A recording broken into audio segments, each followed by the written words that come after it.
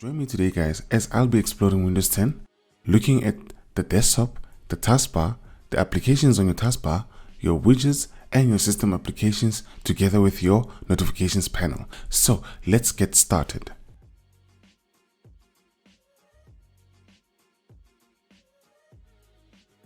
Welcome back guys, and today we are going to be focusing mostly on the desktop shortcut applications, the start menu, the search, the task view, the pinned applications, the widgets, the system applications, and the notifications panel. So guys, if you look on your desktop, you will see two applications on your desktop, your Recycle Bin and your Microsoft Edge. These are shortcuts to the application that is installed on your PC. So after installing most applications, you will find that there are shortcuts that are created automatically for you on the desktop. This is just a way of you to get to your application without having to go to the exact folder where the software was installed. So if I double click on Edge, this will open up the Microsoft Edge application for me. I don't have to go to the exact folder where Microsoft Edge is installed. I can just simply click on the Microsoft Edge icon on the desktop and this will open up the Microsoft Edge application for me. Moving on to the taskbar, you will note that there is a Windows key on your far left of your screen. This is used to open up your start menu. So if I press on the Windows key, this will open up your start menu. And then if I press it again, this will close the start menu. You can also close the start menu by just pressing anywhere on your screen and this will close the start menu.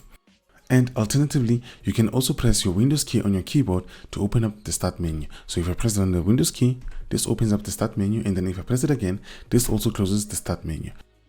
So let's have a look at the start menu. You will see a combination of two familiar interfaces combined in one. The left side of the menu looks like Windows 7 and the right side of the menu looks like Windows 8 or Windows 8.1.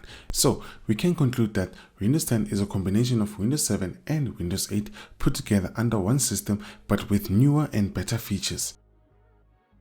So guys, going back to the start menu, you will notice that on the far left there are a couple of icons on the left. So if I hover over them, this will expand and I will see exactly what these tiles or these buttons do. So the first button that you see is your account settings, and then the second button is your documents, the third button is your pictures, the fourth button is your settings, and the last button is your power options. So we're going to be looking at the function of each button and how we can use it to make our Windows 10 experience better. So we're going to click on the first button, which is the user account button. And then under that button, you will find three options for you to use: change account settings, lock, and sign out. So if you click on change account settings, this will open up your settings application and navigate you to your account settings. Under the account settings, you will see a couple of options again to utilize to make your Windows 10 experience better. But for this demonstration, guys, we are not going to be focusing on the accounts or any other settings. We are just looking at the overview of the system. So for now, let's just close this. Moving on to the second button, guys, which is the documents. If I press on documents, this will open up my documents in the File Explorer application. And then if I also click on pictures again, this will also open up my pictures using the File Explorer application. This is just a shortcut to your documents or your pictures. They do the same thing, just in different folders. So let's just close these and then move on. Going back on your start menu, if you press on the settings button, this will open up your settings application for your Windows 10, and this is where you can configure your system however you like. But like I said guys, we are not going to be focusing on settings for now. We are just looking at the overview of the system. Close this. And then going back again to the start menu, the last button is your power options. If you press on the power button, you will see three options for you to control your system. The first button is sleep. The second button, shut down, and then the third button is restart. Looking at the sleep button, if you select this option, this will put your computer in a sleep state and this will keep your applications running in the background, but it will also be using minimal power to keep those applications running in the background. The advantages of the sleep option is that it keeps your applications running in the background and you don't have to wait for the boot up process to start using your computer. You can just simply move your mouse or press any key on your keyboard to switch on your system and continue where you left off. And then the disadvantage of this option is that it will use minimal battery power to keep these applications running in the background, meaning your computer will lose battery power as long as it is still under the sleep state. Now we're going to be looking at the shutdown button. If you select this option, your computer will switch off completely, meaning all applications that are open will be closed. So the advantages of the shutdown button are that it will save your battery life. And then the disadvantage of the shutdown button are that you'll have to wait for the boot up process to complete before you can use your computer. This may take some time depending on your hardware. Now, moving on to the restart button. The restart button, I normally use it if I want to close all applications, shut down my system, and then let the system restart on its own to clear out any temporary files that are stored on the random access memory. Now, moving on to applications on your start menu. On the left side of the menu, you will note that applications are shown in a list view, and then on the right, applications are shown in a grid view. The grid view is similar to Windows 8, and then the list view is similar to Windows 7. What you see on the left and the right is basically similar. It just depends on how you configure your menu. On the left side of the menu, all applications that you install will automatically be visible on the left side of the menu. But if you come to the right side of the menu, this is where you can actually personalize your own start menu to make it look the way you want it to look. So the Windows 7 menu automatically groups all applications that you install in your system and then sorts them in alphabetical order in this list. So if I go down, you will note that there's A, and then I don't have an application that starts with B, so it jumps to C, and then I don't have an application that starts with a D or an E, so it jumps straight to F. And then another cool feature about the left side of the menu is that applications are grouped according to alphabetical order. If I click on the recently added tab, this will show me the first letter of the installed software on my computer. So in my case, I can click on any white letter that I see here to navigate to that software. If I try and press on any gray letter, it won't allow me because I don't have a software that starts with that gray letter. So in this case, if I wanted to open Google Chrome, all I have to do is click on the letter G. This will take me to applications that start with the letter G, and that's where I'll find Google Chrome. And then if I don't want to scroll up again and then press on the recent tab just to search for another software, just click on any letter of the tab to show all softwares that start with that letter that I selected. So click on H, and then as you can see, we are back to this navigation menu, and then you can just click on W, and then this will take you to all softwares that start with the letter W. And in this case, that's how you can navigate through the left side of the menu easily. Moving on to the right side of the menu, you will note that the design is different from the left menu. The right menu is that now you can customize how big you want your tiles to become, which applications you want to group, and you can simply add or remove any application from this list. So this is different from the left side of the menu, where when you group on the left side of the menu, you will note that it pops up with a yellow file. But on the right side of the menu, if you want to group applications, all you have to do is press and hold the left side of your mouse and then move the application that you want to group to an existing group or to another tile where you can just group it. The moment you are able to group, you'll see that the group will zoom in a little bit, and then once you let go of your mouse, you will note that the application now is included in the group.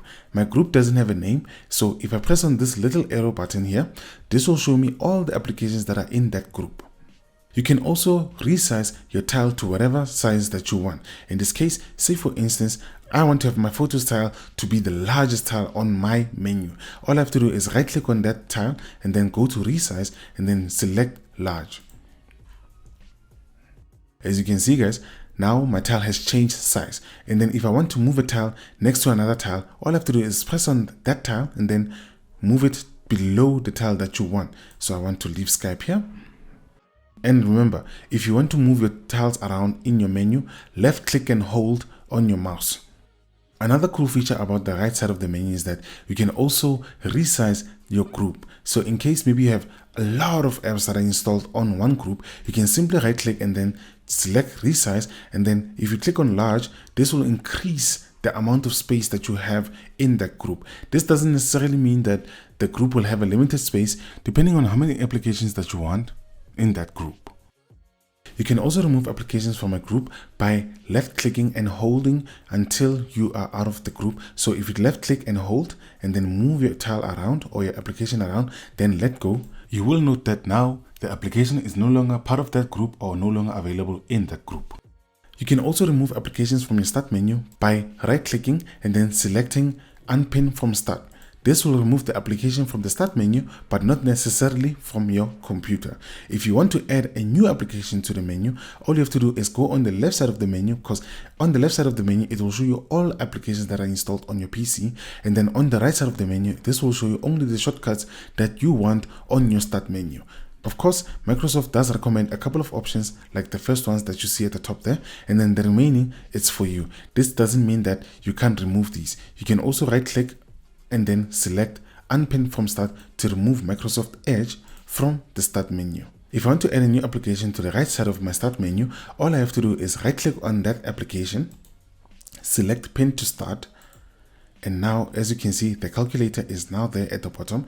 And then if you want to move your tile around in the start menu, left click and hold your mouse and then move your application to your desired location. And then if I let go, now the calculator is right there. If I want to resize the calculator, all I have to do is right click on the calculator tile and click on resize and then select wide. This will change the size of the calculator tile. So another cool feature about the tile menu is that you can also resize how large you want your menu to be. You can also change the height of the menu by dragging up the menu once you see the two little arrows. And then you can also resize your menu back to its default size by hovering on the side until you see your mouse icon change into the arrow, and then you can drag your mouse to resize the menu to your preferred size. I'm just going to make my menu a bit small so that we can be able to see what I do in the background. Moving on to the search bar. The search bar can be used to search for any file or folder on your computer. In this case, I just created a new text file that is called new text document. And if I hover on the document, it will show me the location of the document. So if I want to see the actual location of the document, all I have to do is click on this little arrow on the side, and then you should be able to see open file location. The location of the document is under the C drive, users, PC, and in the documents folder. If I click on open file location, this will open the folder where the file is located. The search bar can also be used to search for applications as well. In this case, say for instance, I am looking for an application that can play videos. So in this case, I can search for film and TV. That is the default application that is installed when you're installing your Windows 10 by Microsoft. So if I click on film and TV, this will open the application. You can use the search bar to search for any application, any file, or any folder that you are looking for. Moving on to the task view. The task view is used if you want to switch through desktops. In this case, I have my OBS application open and I also have my Premiere Pro application open. But if I click on the task view and then I create a new desktop, now in this case, this is desktop 2.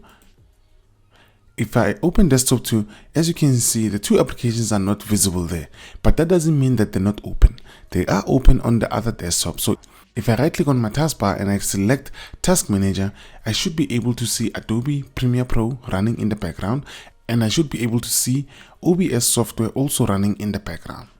So opening the task view doesn't necessarily mean that you have closed your applications. It just means that now you have switched your desktop to another desktop where if you want to keep your desktops clean, in this case, say you're a teacher or you're an IT technician, you want to have one screen where you have opened up all your tools, command prompt, your PowerShell, any software that you use for productivity, you open on one desktop, and then the other desktop you can use it for your YouTube or whatever you want to search on the internet. And then the other desktop you can also use, you can also open up another desktop if you want to watch movies on it. So the task view just simply groups your applications for you so that you don't have to worry about having a clustered or unorganized desktop. So in this case, if you want to have multiple desktops, preferably use task view and then open up your desktop too. Remember, before closing or shutting down your PC, remember to save any work that you have done under the desktop. So I can have desktop 2, open File Explorer, and then go to my documents, open this file, and then I can just type in my name, Moabi, and then save it. And if I want to go back to desktop 1, I can just simply click that, and then if I open the same document under desktop 1 now, the changes would have been made. There you go. whatever you do on one desktop, remember it will be done on all desktops. Basically, you can use your task view to organize your desktop and to make it more neat and more functional. If you have a lot of files and you want to have order on your desktop, use the task view to group your work, and then you can be able to work through multiple desktops without the hassle of having to go through one clustered desktop. Alrighty guys, let's move on. Now, if I go on to applications on your taskbar are all the applications that you have pinned as a shortcut. And also, if you notice, there's a little line below this file explorer. That little white line just simply indicates that the file explorer is opened. Even in this case, if I stand on OBS, you will see that the OBS software is opened and is functional. So if there's no line below the application on the taskbar, that just simply means that you did not open the application. If I open the Microsoft Store application, you will see that there is a white line there. So for every application that you open, you will find the white line underneath. If you want to pin another application on your taskbar, what you can do is open your start menu, scroll down to the application that you want. In this case, let's just say I'm looking for a camera. I can just simply right click on the camera and then click on more, and then from there on select pin to taskbar. So if I do that, here's the camera. I can also use the right side of the menu in order to pin applications. So in this case, if I wanted to pin this solitaire and casual games on my taskbar, I can just simply right click on it, click on more, and then select pin to taskbar. Here is the game. So depending on what you want, you can also unpin even applications from Microsoft itself. So in this case, let me just close the menu, and then let's just right click on the Microsoft Store, and then you can select unpin from taskbar. This will remove Microsoft Store from your taskbar, not from your computer. The application is still running in your computer. It's still there. It's just that the shortcut is no longer there. So you can use your taskbar to pin any application that you use on a daily basis on your taskbar. Moving on to news and interests. You can use this application for reading news, catching up on the latest trends. And this is more of a shortcut to your daily news. You can also select other news from other countries as well, and then by doing so, in this case, let me just click on Canada English, and then if I click on save, and then I go back, now I should be able to see news that are related to Canada instead of South Africa. So depending on where you are, what news you want to see, or what details or insights that you want to see or interests, you can simply select that from your language. And then if you want to go back to your original language, you can just simply click on this settings button and then select under language and content, select your country. In this case, let's go back to South Africa. When you get there, select South Africa, and then your news and interest will refresh with the latest news or the news that are being broadcast in South Africa. You can use this application for reading your news and interests, but if you don't want to see this widget, I will show you how to switch it off in the next coming few videos. So stick around guys, as I'm about to show you more. Moving on to the system tray applications. If I click on this little arrow that is facing up, you can see all the hidden applications. These applications are just a shortcut to your computer system settings. Most of the time, you'll find that applications that require additional settings or take you to other settings will be stored under this system tray. So in this case, say for instance, I have my memory stick plugged in, I have my Windows security in there, my Bluetooth, and also my OneDrive and OBS. These are things that are running in the background. So most applications that are running in the background, you'll find them in here. And then other system applications that you're going to find are in your system tray that are always visible. You can also change this option if you don't want to see them on a daily basis. You can also remove or add these applications according to your preference. So in this case, everything is still default, and you'll see all the applications that I can access to change settings or go to that specific menu. So in this case, say I want to go and see my network settings. I can just click on this network, and then you can be able to see your Wi-Fi and the Ethernet port that you're connected to. In this case, if you want to change the network settings, all you have to do is click on this network and internet settings button. And then when you click that, it will take you to all the settings related to your internet. But for now, guys, as I said, we are not focusing on any settings or any configuration. We are just looking at the overview of the system. So let's close this. You can also do this for the sound as well. So if you click on sound, this will open up a shortcut to your sound. And then if you want to change settings on your sound, all you have to do is right click on the sound icon and then click on open sound settings. When you do this, this will take you to all the settings that are related to your sound, your microphone, and any devices that you may have. In this case, you may have devices such as Bluetooth or your TV or your headset. Whichever device that you have plugged in for your sound output and input will be displayed in this menus. So for now, I only have my Dixon microphone on my PC, and that's why you see microphone Dixon UD. So in this case, let's just close this. Next to the system tray applications, you will see ENG. This is just the language that the computer is using by default. Next to the ENG, you'll see time and date. On the time and date, this is where you can be able to see all your events on your calendar. So you can use this to set up appointments or reminders for yourself on your computer, and we will get into more details about that in the next coming few videos.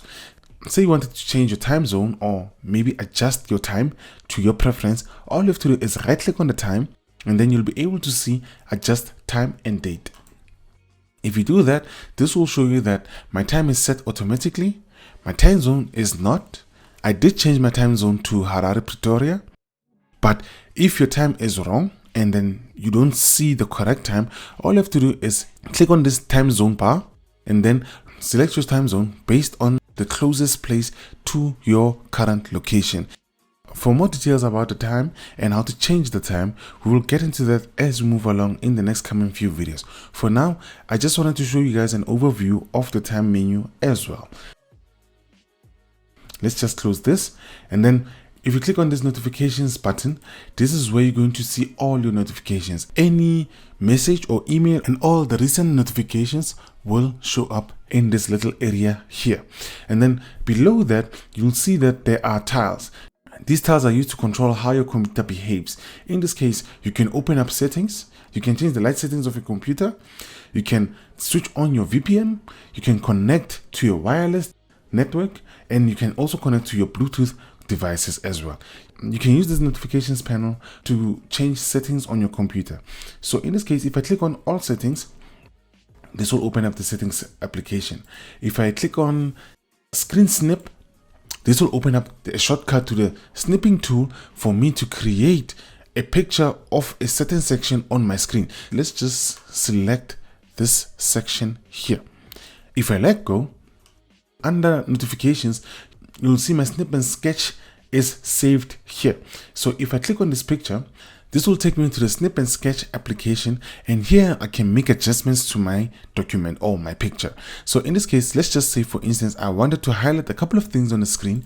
I'll just have to click on that little button there for highlight, select the color that you want, and then left click and hold to highlight the information that you want. If you wanted to circle things around, you can use this ballpoint pen and then left click, hold, and move your mouse across, and you can select whatever information that you want on that picture. And then once you're done with your edits, you can just simply click on save as and then save the picture with whatever name that you want. I'm just gonna name this settings and then click on save. Close this, close that, go to your file explorer, and then under File Explorer, go to Pictures, and then under Pictures, you will note that the settings image is there together with my edits. So the notifications panel has useful functions that you can use. If you click on any blank space on your taskbar, you should be able to see extra features or settings for you to utilize to make your Windows 10 experience much better. In this video, I won't be talking much about these options, but we will discuss them in the next coming few videos.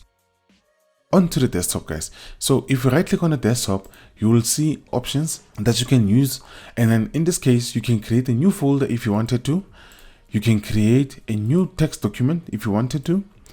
You can also open up display settings or personalize, where you can change different settings for your display. We will get into this as we go section by section on the settings in the next coming few videos. So you can use the personalize button to personalize how your Windows 10 desktop will look like, and this is where we're going to have more fun in terms of selecting your own personal picture, changing the color of your taskbar, changing the color of your computer system. So you will decide as we go along, but for now I'm not going to change any settings. We will do that in the next coming few videos. Alright guys, that's about it for the desktop. I will go into more details about the desktop in the next coming few videos. So stick around, for I will be showing you how to create folders, how to group folders, how to create documents, and how to change settings in your PC. So for now guys, go through the video, rewind if you want to, pause the video, try out these solutions for yourself, and then let me know in the comment section below if you're having any issues or maybe there's something that you don't understand. Remember guys, to like and comment and subscribe to the channel, and last but not least, each one teach one.